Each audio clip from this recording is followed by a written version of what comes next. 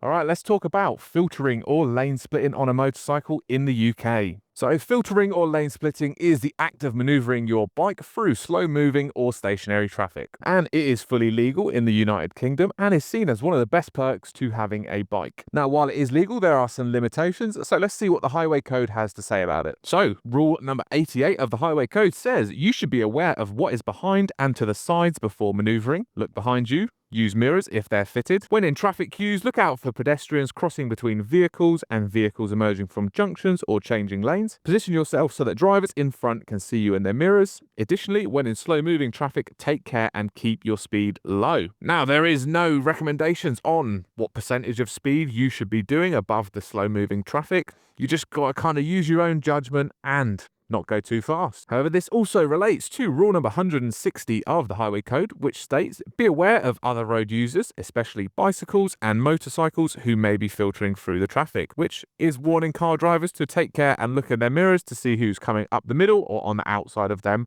when they're stationary. So while it is not an offence to filter, it is an offence to ride dangerously. So essentially, don't be a dick. Now, there are some places where you cannot filter, and this includes crossing a solid white line, which includes hatched areas with a solid line. Additionally, you should not filter past a moving or stationary vehicle closest to a crossing. I didn't personally know that myself, but I am going to take that into account when I filter next. So some things to consider when you are filtering.